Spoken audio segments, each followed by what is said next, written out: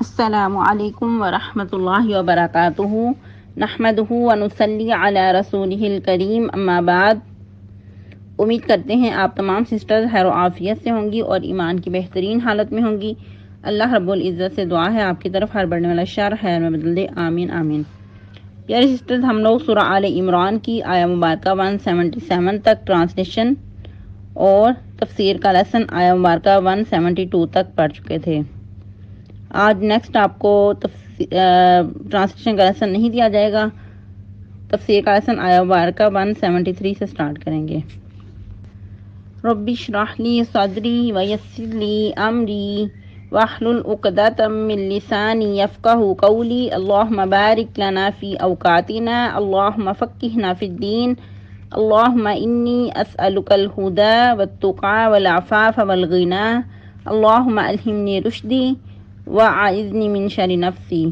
أَعُوذُ بِاللَّهِ مِنَ الشَّيْطَانِ الرَّجِيمِ بسم اللہ الرحمن الرحیم۔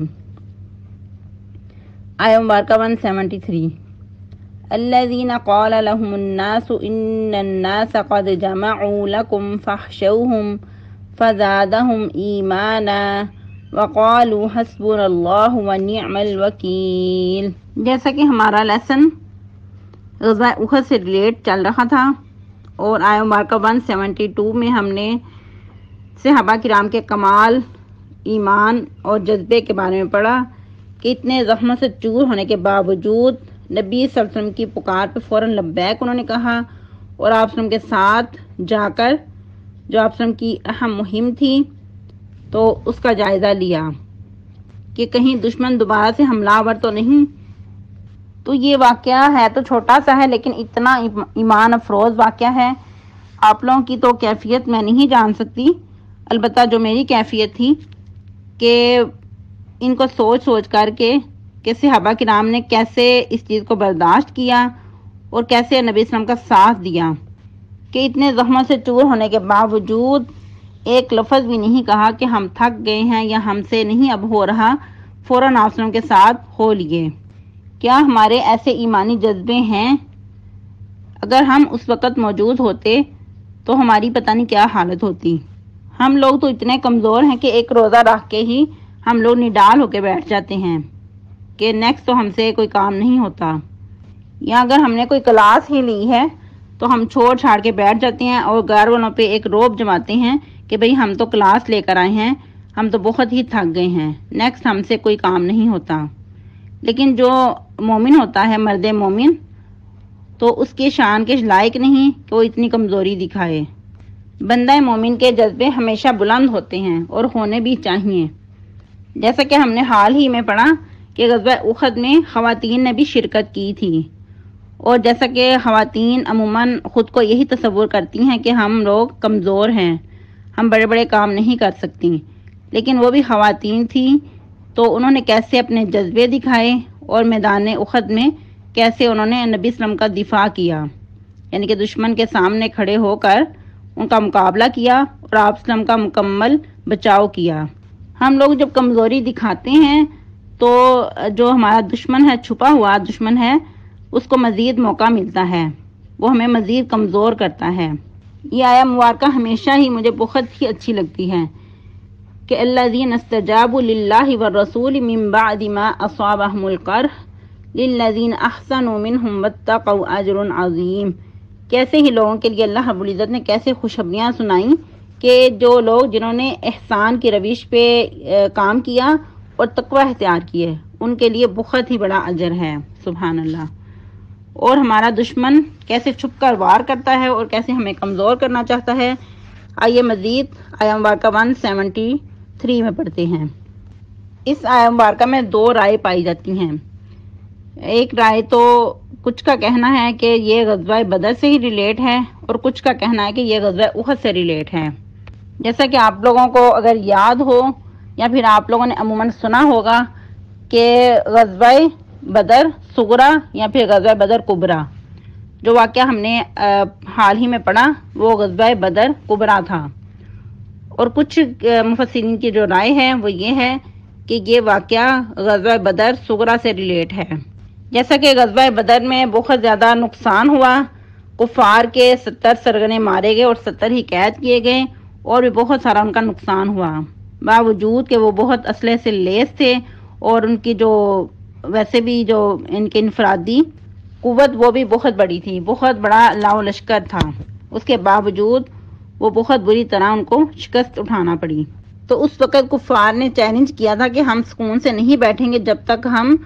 اپنے پیاروں کا بدلہ نہ لے لیں۔ اور یاد رہے کہ اس کام میں پیش ابو سفیان تھے، کیونکہ اس وقت وہ مسلمان نہیں ہوئے تھے اور لشکر کی جو قیادت تھی وہ ابو سفیان کے ہاتھ میں تھی۔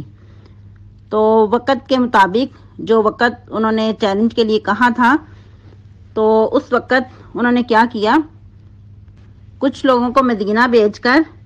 یہ افواہ اڑانا چاہی کہ تمہاری مخالف پارٹی نے بہت بڑا لاؤ لشکر تیار کیا ہے اور بہت اسلحہ بھی، اور ان قریب تمہارے اوپر وہ حملہ آور ہونے والے ہیں، تو تم اس سے ڈر جاؤ۔ ایسا انہوں نے ایک سازش کے تحت کیا تھا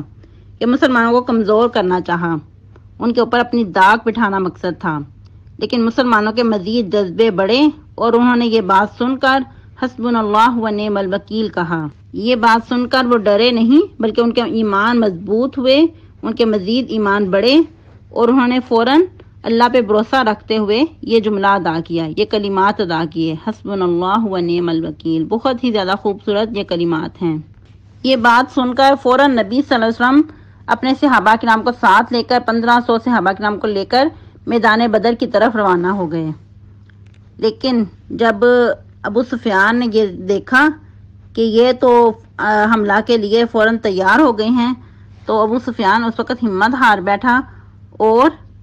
اپنے ساتھیوں سے کہنے لگا کہ اس دفعہ جنگ لڑنا مناسب نہیں ہے، تو لہٰذا اگلے سال دیکھا جائے گا۔ تو اس وقت اپنے ساتھیوں کو لے کر یہ واپس ہو گیا، حالانکہ وہ لوگ صحابہ کرام سے زیادہ تھے، 2000 پہ مشتمل لشکر تھا اور جیسے صحابہ کرام 1500 تھے، لیکن وجہ کیا تھی؟ ایمانی طاقت تھی، ایمانی جذبے تھے کہ ان پہ مسلمانوں کی ہیبت طاری ہو گئی۔ اور جو مفسرین کی دوسری رائے پیش کی جاتی ہے اس آیہ مبارکہ سے ریلیٹڈ، وہ یہ کہا جاتا ہے، جیسا کہ ہم نے کل پڑھا تھا، کہ جب یہ لوگ حمراء الاسد پہنچے، ایک جگہ کا نام ہے، مدینہ سے 8 میل کے فاصلے پہ، تو اس وقت ابو سفیان نے للکارا تھا کہ اس دفعہ تو ہم واپس جا رہے ہیں، لیکن نیکسٹ سال آ کر آپ سے جنگ کریں گے اور بدلہ لیں گے۔ لیکن وعدے کے مطابق ابو سفیان خود ہی ہمت ہار بیٹھا، کیونکہ اس سال مکہ میں قحط پڑا ہوا تھا، تو اس نے اپنی اس ندامت کو چھپانے کے لیے اور دوسروں پہ الزام دھرنے کے لیے ایک خفیہ تدبیر سوچی، اور اس تدبیر کے تحت اس نے ایک شخص کو جس کا نام نعیم بن مسعود بتایا جاتا ہے مدینہ روانہ کیا، اور اس کو کچھ دے دلا کر اس کے ساتھ کچھ اس کو یعنی کہ مالی تعاون کر کے کہا کہ مدینہ جا کر یہ افواہ پھیلا دو کہ وہ لوگ تو بہت بڑا لشکر لے کر آ رہے ہیں اور تم پر حملہ آور ہونے والے ہیں، اور اتنا بڑا لشکر ہے کہ پورا عرب بھی مل کر اس کا مقابلہ نہیں کر سکتا۔ اور اس افواہ اڑانے کا مقصد یہی تھا کہ مسلمانوں کے اندر خوف و خراست پھیلانا اور ان کو کمزور کرنا اور ان کے ارادوں کو پست کرنا۔ لیکن مسلمانوں کے جذبے مزید بڑھے اور انہوں نے یہی کہا کہ حسبنا اللہ و نعم الوکیل۔ تو سوال پیدا ہوتا ہے کہ یہ جملے انسان کب کہہ سکتا ہے؟ جب انسان کے اندر ایمانی طاقت ہو، ایمانی جذبے ہوں۔ کھوکھلا ایمان اس طرح کے جملے اتنے خوف و حراست میں نہیں کہہ سکتا۔ اتنے بڑے جملے وہی انسان بے دریغ ہو کے کہہ سکتا ہے جس کے ایمان پہاڑوں جیسے ہوں، چٹانوں جیسے ایمان ہوں، جو کہ لا الہ الا اللہ کے پورے تقاضے کر سکے۔ تو یہی اس کا حق جو ہے وہ صحابہ کرام نے ادا کیا، کیونکہ صحابہ کرام زبانی کلامی لا الہ الا اللہ نہیں پڑھتے تھے، بلکہ مکمل اس کے تقاضوں کو پورا کرتے تھے اور عملی نمونہ پیش کرتے تھے۔ تو ان جملوں کا کہنے کا کیا فائدہ ہوا؟ فانقلبوا بنعمت من اللہ وفضل، وہ لوٹے اللہ کی نعمت اور اس کے فضل و کرم سے، لم یمسسہم سوء، کہ ان کو کسی قسم کا بھی نقصان نہیں پہنچا، واتبعوا رضوان اللہ، اور انہوں نے اللہ کی رضامندی کی پیروی کی، سبحان اللہ۔ واللہ ذو فضل عظیم، اور اللہ تعالیٰ تو بہت ہی بڑے فضل کا مالک ہے۔ اس وقت کیا ہوا کہ ایک تو جنگ کے نقصان سے بچ گئے۔ ظاہری بات ہے جب جنگی حالات ہوتے ہیں تو بہت سارا نقصان ہوتا ہے، بعض کا انسان شہید بھی ہو جاتا ہے، یا اس کے علاوہ زخمی ہو جاتا ہے، یا انسان کا مال اسباب بھی بہت سارا ضائع ہو جاتا ہے۔ تو اللہ تعالیٰ نے ان کو جنگ کے بغیر ہی واپس پلٹایا، اور ان کے جو مال اسباب تھے وہ بھی حاصل ہوئے، کیونکہ بہت سارا مال اسباب بھی وہ لوگ واپس چھوڑ گئے تھے۔ اور صحابہ کرام کی فرما برداری کا یہ ان کو صلہ ملا کہ اللہ کی رضامندی حاصل ہوئی۔ تو اللہ تعالیٰ کے ہاں اس سے بھی بڑھ کے بہت بڑا فضل ہے۔ یہ تو دنیا پہ ان کو حاصل ہونے والی نعمتیں تھیں، جو اللہ کے پاس جنت الفردوس ہے، جو اللہ تعالیٰ کی جنتیں ہیں، اور یہ لوگ اللہ کی اطاعت کر کے جنت الفردوس کے مستحق قرار پائے، تو یہ اللہ تعالیٰ کا بہت بڑا فضل ہے جو اللہ تعالیٰ کے ہاں مقرر ہے ان کے لیے۔ اور پھر نیکسٹ کیا فرمایا، انما ذالکم الشیطان، بے شک یہ جو کچھ تمہیں خوف و حراست پھیلانے والا تھا یہ شیطانی کردار تھا، یخوف اولیاءہ، جو ڈرا رہا تھا اپنے دوستوں سے، اپنے چیلوں چانٹوں سے ڈرا رہا تھا۔ فلا تخافوہم، تو اے صحابہ کرام تم ان سے نہ ڈرو، وخافونی، اور مجھ سے ڈرتے رہو، ان کنتم مؤمنین، اگر تم پکے سچے مومن ہو، اگر تمہارے ایمان مضبوط ہیں تو پھر اس کے تقاضے کیا ہیں کہ ان لوگوں سے نہ ڈرو، مجھ سے ڈرتے رہو۔ اور یاد رہے کہ یہ جو بغیر جنگ کے ان کو فتح حاصل ہوئی، صحابہ کرام صحیح سلامت واپس ہوئے، اس کو غزوہ سویق بھی کہا جاتا ہے۔ تو آپ لوگوں نے اس کی وجہ تسمیہ بتانی ہے، آپ لوگوں کا یہ ہوم ورک ہوگا کہ اس کو غزوہ سویق کیوں کہا جاتا ہے، اور پھر مزید اس سے کیا ان کو فائدہ حاصل ہوا تھا۔ کچھ مزید حسبنا اللہ پہ بات کر لیتے ہیں کہ جو اللہ والے ہوتے ہیں ان کا یہی جملہ ہوتا ہے کہ وہ لوگوں کے جو ہتھ کنڈے ہوتے ہیں، ان کی چالیں، ان کی سازشیں ہوتی ہیں، اس سے نہیں وہ ڈرتے، بلکہ وہ اللہ پہ مکمل بھروسہ رکھتے ہوئے یہی جملے ادا کرتے ہیں۔ جیسا کہ سیدنا ابراہیم علیہ السلام کے بارے میں ذکر آتا ہے کہ انہوں نے جب ان کو آگ میں پھینکا گیا تو یہی کلمات ادا کیے تھے، حسبنا اللہ و نعم الوکیل۔ تو اللہ رب العزت نے اس آگ کو گل و گلزار بنا دیا، اس آگ کو ٹھنڈا کر دیا، رحمت والی بنا دیا، سلامتی والی بنا دیا، اور اتنا ٹھنڈا نہیں کیا کہ وہ ٹھنڈک انسان کو نقصان دے، بلکہ سلامتی والی بنا دیا۔ فرمایا یا نارو کونی بردم و سلام علی ابراہیم، کہ آگ ٹھنڈی ہو جا اور سلامتی والی ہو جا ابراہیم پہ۔ تو ادھر بھی اللہ رب العزت نے کیا فرمایا کہ ان لوگوں نے یہ چال چلی تھی، لیکن اللہ رب العزت نے ان کو ہی پست کر دیا، ان کی چالوں میں اللہ تعالیٰ نے ان کو ناکام بنا دیا۔ تو یہاں بھی دیکھیں کہ جب صحابہ کرام نے یہ جملہ ادا کیا، نبی صلی اللہ علیہ وسلم نے بجائے ان کی چالوں سے ڈرنے کے حسبنا اللہ و نعم الوکیل ادا کیا، تو اللہ رب العزت نے کیسے ان کو اپنے فضل و کرم سے نوازا۔ اور بھی کچھ واقعات ملتے ہیں کہ جب نبی صلی اللہ علیہ وسلم نے صحابہ کرام سے کہا کہ تم حسبنا اللہ و نعم الوکیل کیوں نہیں کہتے، یعنی کہ آپ صلی اللہ علیہ وسلم نے صحابہ کرام کو اس جملے کی، ان کلمات کے پڑھنے کی ترغیب دلائی۔ جس طرح کہ سیدہ زینب رضی اللہ تعالی عنہا نے اما جان عائشہ صدیقہ رضی اللہ تعالی عنہا سے پوچھا کہ تم اس وقت کیا پڑھتی تھی جب تم پہ افطرا پردازوں نے بہتان تراشی کی تھی، تو اما جان عائشہ صدیقہ رضی اللہ تعالی عنہا نے فرمایا کہ حسبنا اللہ و نعم الوکیل ہی پڑھتی تھی۔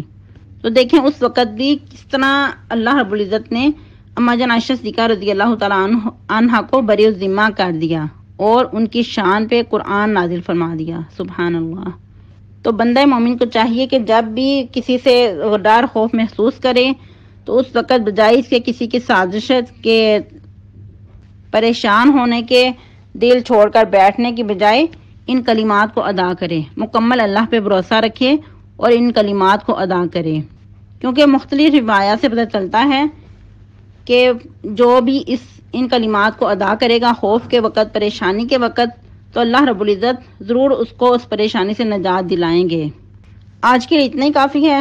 تو آپ لوگوں نے لیسن کے لاسٹ پہ بتانا ہے کہ آپ لوگوں نے آج کے لیسن سے کیا سیکھا ہے، کیونکہ یہ لیسن بہت ہی ایمان افروز ہے، اور جس طرح کہ حسبنا اللہ و نعم الوکیل کلمات بھی بہت ہی زیادہ خوبصورت ہیں۔ تو آپ لوگوں نے لازمی بتانا ہے سب نے کہ آپ لوگوں نے کیا سیکھا اس میں سے۔ سبحانك اللهم ربنا وبحمدك نشهد ان لا اله الا انت نستغفرك ونتوب اليك. والسلام علیکم ورحمۃ اللہ وبرکاتہ.